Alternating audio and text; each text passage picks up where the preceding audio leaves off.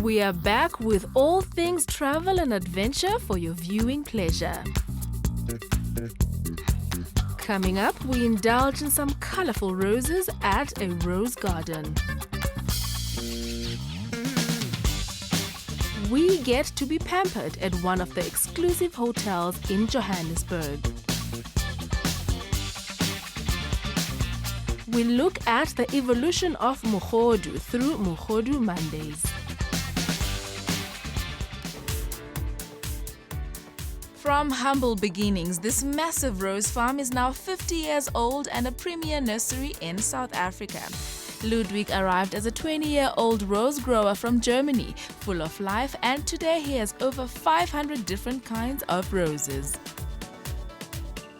So let's talk about the new varieties and the new roses that only you have.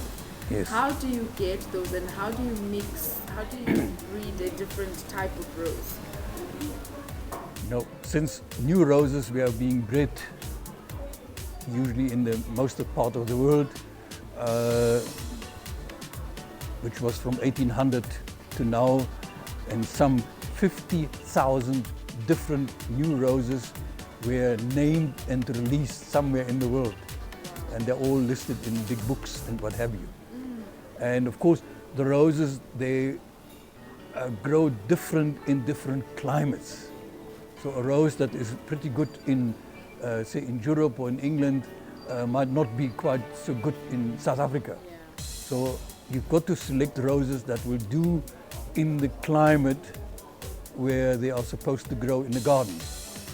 And this is where I looked at it and I said, we need to find roses that have firm petals, that they can last longer in the sun, that they have a certain growing habit, and of course the big change in colors, in flower shape and all that. What tips do you have for us if you want to have, maybe I'm not going to have a rose garden, but just to keep my bouquet in a vase, how do I maintain it for a longer period of time? You see, this is the other aspect. The one aspect is to grow roses in your own garden. Okay. And very often it's a case of cutting the blooms from the rose in your garden to bring them into your home. And the important aspect is really, it doesn't matter what time of day you do it. When you cut the bloom, you must get it quickly into water so that it can suck up water and not air. And then you can arrange it in a vase to enjoy it for a couple of days. Today, roses for cut flowers are grown in special greenhouses with different growing methods and with proper water and certain products in the water so that they can last much longer in the vase. Today, roses for cut flowers are grown in special greenhouses with different growing methods and with proper water and certain products in the water so that they can last much longer in the vase. You can see that, and that's why the rose as a cut flower has become very popular and is available everywhere in the country now. So, do you have a favorite rose? No. No. No. I always say this is too difficult because I'm confronted with so many roses every day, and it will change a few times a day, of which is now the best. But I prefer the sort of orange colored roses. I love those too. Okay, so let's go to the garden because I want to see these red breeds of roses. All I know is a white rose, a red rose, and that's it. Yes. So let's go. That is Germania Africana. That was it. You've got a nice red rose and large, perfect shape, size, nice petals. It keeps the color very well. And the name is very South African, 5 roses.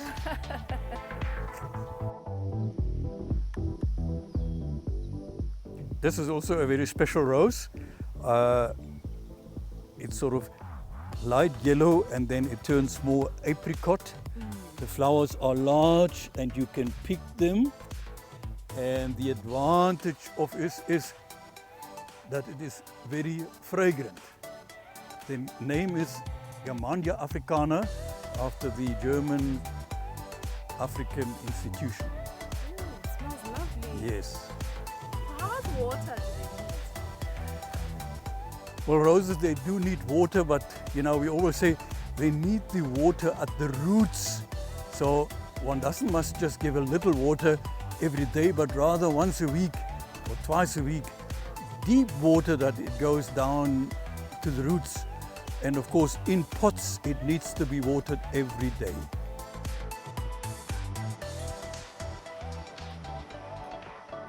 We pick the petals at the farm, and then we go to the kitchen here, and then we cook them there.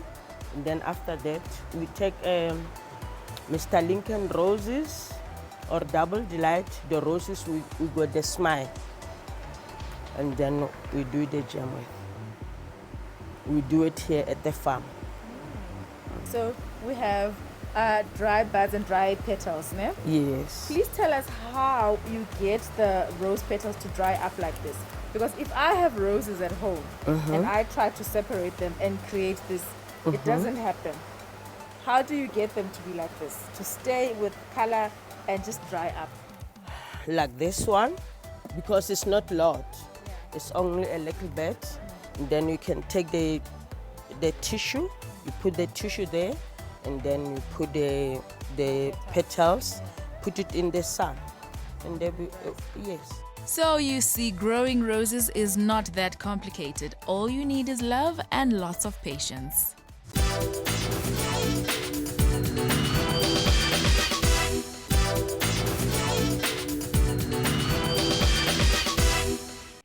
Mogodu has been in existence for a very, very long time as a staple food for different cultures in South Africa. But each year, it just keeps getting bigger and better. Now there is a trend called Mojo Monday. What am I doing on the streets of Johannesburg on a Monday? Of course, I'm looking for a perfect spot to enjoy Mojo. But before I get to my location, I want to hear from people here. What is their favorite Mojo Monday moment? Okay, Elvis, tell me, what does Mojo Monday mean to you? I grew up in Pretoria, so you know there was always this trend around each and every Monday. Different pubs or rather event spaces where people gather frequently. So they would host this Monday event, and they will have Mojo as the main the main thing on the menu. They just drink alcohol. Yeah, that's all I know. What's your best Mojo experience? Do you have it? I do. When we were learning how to drive, my dad used to always take us to get Mojo afterwards as like kind of a reward for what we did during the day. So every time I remember my driving lessons, I remember that, and it just kind of makes me happy. Every get-together on a Monday has Mogodu's stamp on it. This cafe in Tembisa combines a car wash and a chillers to pull crowds who want to turn up one more time after a weekend of fun. Trust South Africans to find the link between Mojo, car wash, and groove. Right now I am in Tembisa, trying to get to the bottom of this. What happened? Why? And how are they doing it so successfully? Well, I didn't walk all the way, I drove, but this is definitely not my car. But Kinale, a professional car washer, was up. Okay.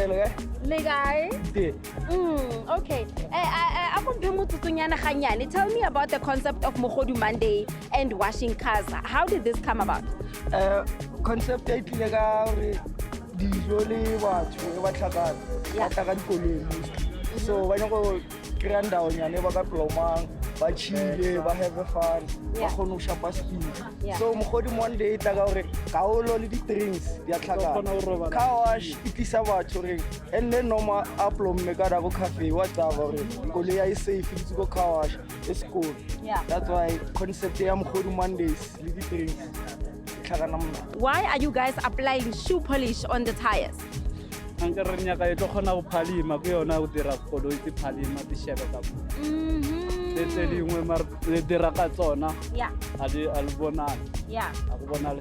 Oh, it's special touch ya we. Yeah, special ya. Ka fela transit polish ka nna koloi tse be ka reka go di polish fela. Mojo Mondays are for the young and old, so each hangout spot has combined different elements just to bridge the gap. Mojo Monday, it's always skip stozozo, Mojo netloko and everything, you know. Yeah, so I also love cooking, so since I don't into same way. So I didn't know as I didn't know. Yeah, so it's in. The music, le play sharp. Wabana go sharp jwang mola. Come night. Preparing mojodu can be a time-consuming exercise, so to keep clients entertained, music has to be lit.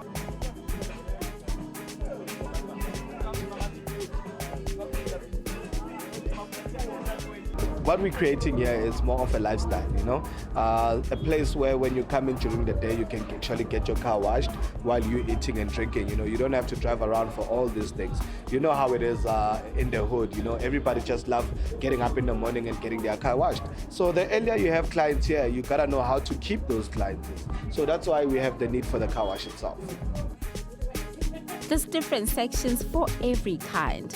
A section for Abamajaivana and those who just want to lounge and enjoy their mojodu.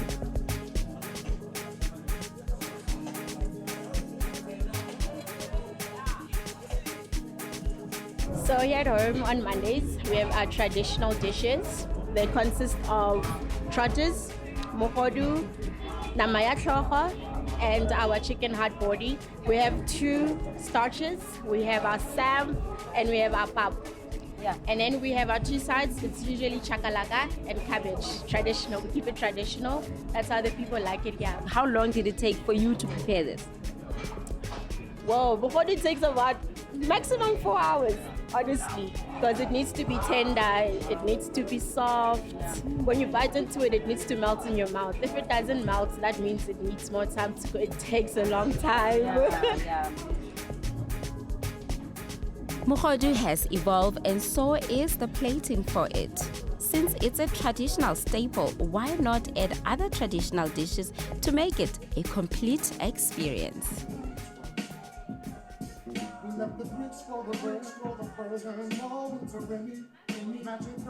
Every night we have DJs, we have a lineup of DJs and we have different themes. So like sometimes on Fridays we have Champagne Fridays, we have Authentic Thursdays. So yeah, we have different themes. Sometimes we have big headliners coming through as well. So yeah, we try to keep it as versatile as possible, you know, so that we can accommodate a lot of people.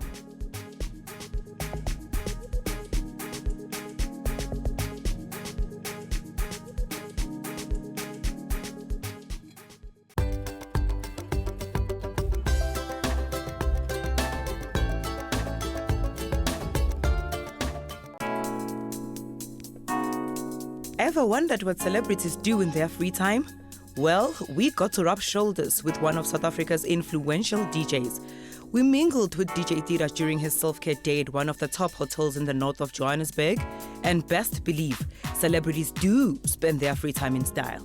I come here, man, just to get my mind off things, and also just to plan and strategize what the future holds. But I love the space a lot. They've got the best spa treatment, so I always ask them to say, hey, Makoya Perez is here, just take care of him.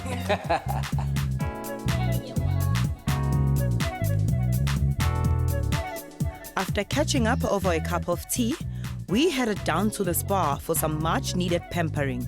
A small amount of a conversation during a massage is allowed, right? It is here where we got to go through the music side of things with the real Makoya bearings. Are you enjoying yourself? Yeah, man. Lucia is really taking care of me here, so I appreciate these people a lot. You know, they help me to relax. And there's more the pressure of it. You can't do things, so you need to relax and don't pressure yourself to anything. So. Right now, I can see where my life is going, and it's going to the direction that I really want it to go. Yeah. You know, the music industry, especially your genre, because first and foremost, I'm just a musician. I'm a musician, so I do all kinds of music, but I'm more focused on gqom music. But I've been getting many requests to do some features on Amapiano. And shout out to Amapiano, they're doing very, very well. I'm also South African, so I support Amapiano. But that doesn't mean that I'm going to move full force and do Amapiano. I'm committed to GOM, and I'll always be a GOM artist. The best way to end a pampering session is with a delicious meal. Even better when you are surrounded with good company. Sazoba mnandi. We've done everything today. You allowed us into your space. We saw you how you relax, wind down. So tomorrow it's back to business. Relaxing is over. Yeah, man. Back to business. We've got so much in store coming up. I've just released a new song as well called Nyatembisa featuring Buhle, Q Twins, and Sky Wonder. And I'm working on a lot of other new projects, including the Afro-Tainment Marquee at the Durban July. So as you can see, that the rules the COVID rules have been relaxed a little bit, so now we can start doing events, doing shows. So the Durban July is back this year. And as Afrotainment, we are celebrating 10 years of Afrotainment Marquee at the Durban July. So it's a milestone for us. And yeah, people have started buying packages because they're out. People who want more information can be able to visit my social media. The information is there. The new song, it's in the line. And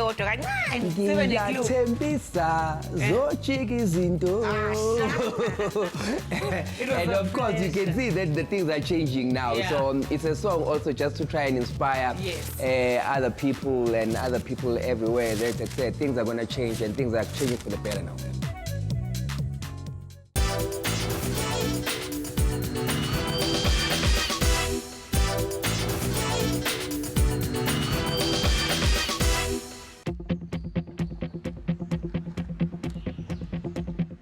Sundays were once the only chance 27-year-old Bataka had to ride her skateboard, a fringe sport in West Africa, especially among women. That was before she quit her job last year to skate full-time, to the dismay of some friends and family.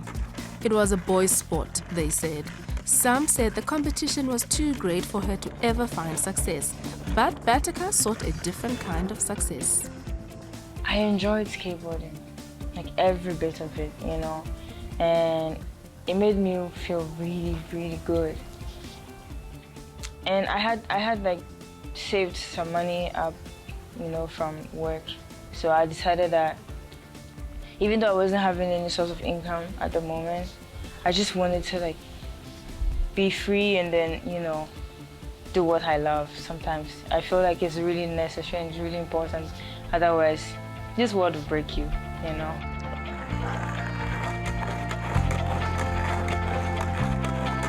She didn't know any other women who skated back then, but today she is at the center of a thriving scene.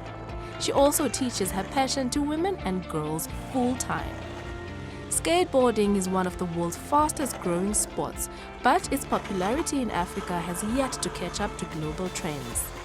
There are only a few skate parks on the continent, and just 3 of the 80 skateboarders who competed in Tokyo's 2020 Olympic Games, the first to include the sport, were African. Women were also underrepresented, but there's hopes that could change. Bataka first met other girls who skated through local extreme sports collective Surf Ghana, which was coordinating the development of a skate park in Accra. Through the Skate Girl Club, she found a tight circle who supported each other in ways that went beyond skateboarding, sharing recipes, gardening tips, mental health advice, and more. And that connection cemented her desire to reorient her life around the sport. Back then, I felt like I mean, I only knew me as the only girl who was skating, so it was kind of a bit, you know. But after I saw other girls, I was like, oh, okay. So it's good now. I mean, I can practice with them and all that. So it encouraged me to continue. And when we would have meetings, it was just more than skateboarding. You know, we would like talk about other things, mental health, cooking, you know, gardening, and all those things. And I really felt comfortable. And that's what Skate Girl Club is all about. The 500 square meter Freedom Skate Park was completed in December with support from Wonders Around the World, an NGO that builds skate parks in developing countries, and the late Louis Vuitton designer Virgil Abloh, whose parents were Ghanaian immigrants. Its concrete ramps draw an increasing number of male and female skaters each week who can rent boards and safety equipment or book private instructions from someone like Batika. The Skate Girl Club has also ballooned since the park opened. Every Thursday, it's open exclusively to women and girls who can use the equipment and take lessons free of charge. The female-only skate days have been particularly impactful for new skaters like 4-year-old Lila, one of Batika's youngest students. Despite having only skated for a few months, Lila has conquered one of the park's largest ramps.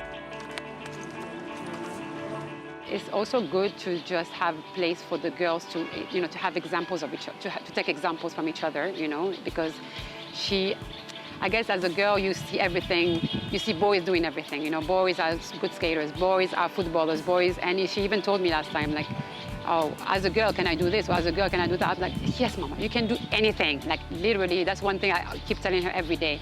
You can do anything. Batika hopes the female-only sessions will encourage Ghanaian women to try skateboarding, regardless of their preconceptions. The lessons she learned about courage and perseverance are priceless. I'm just really happy that there's a lot of girls who want to try. Even if they don't want to continue, at least they're willing to try, because I feel like you should try. And then if it doesn't work for you, then at least you tried. But I don't want people to just sit there and not try, and be like, oh no, I don't think it's for me yet. Just try it. You just need to kill the fear. I don't know how to explain it, but it just, once you fall, okay, you already have a feel of the worst thing that could happen, in a way.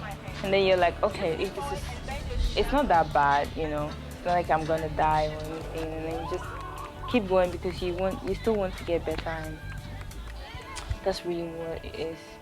But another important thing is that it teaches you not to give up. And it also taught me a lot, like, if you put a lot of effort and commitment into something, you really see the result. Even if you don't see it like right away, in the end you will see.